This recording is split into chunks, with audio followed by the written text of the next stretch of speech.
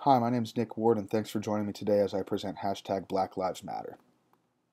Black Lives Matter is a global activist movement to stop racist policing that began in 2012 after the death of Trayvon Martin, who was an unarmed black teenager who was killed just because he looked suspicious. The movement campaigns against violence towards African Americans and usually gains power after an incident like this happens.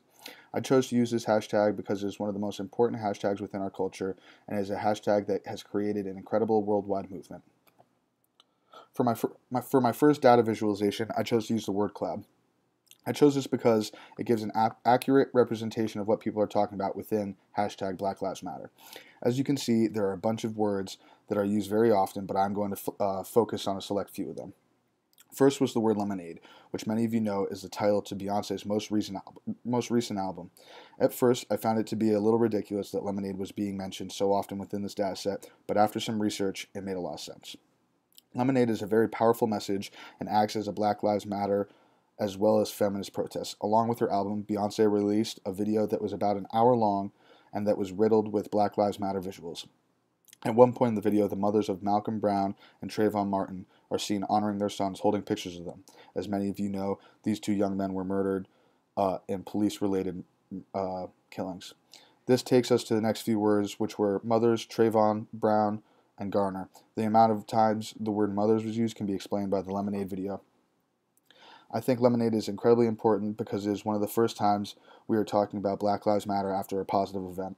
Most time Black Lives Matter starts to trend as after a death of an unarmed African American person. But now we have this video that in some ways is paying tribute in a positive light, but also still showing the harsh reality of really racist policing within the United States.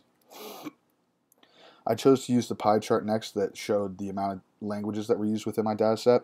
Although Black Lives Matter is a global movement, it is clear that it is a predominantly American problem because of the English language being used so much. I decided to connect Black Lives Matter to Nicole Ashoff's piece, The Smartphone Society, for a few reasons. Black Lives Matter as a whole was made possible because of the smartphone society we live in today. If people were not connected through things like on the internet, such as Twitter, it would be impossible for a movement like Black Lives Matter to grow as fast as it has.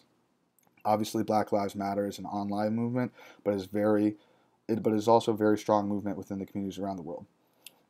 Without this smartphone society, there would be no place for people to voice their outrage about the murders of people like Trayvon Martin, and maybe their stories would be swept under the rug if they were unable to spread like wildfire through social media coverage.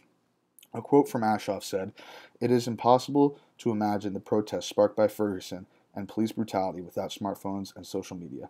This holds true to my argument that smartphones have shaped the activist movement of Black Lives Matter. To conclude, I just wanted to say Black Lives Matter is one of the most popular hashtags, and if it weren't for platforms like Twitter, this movement may have never started.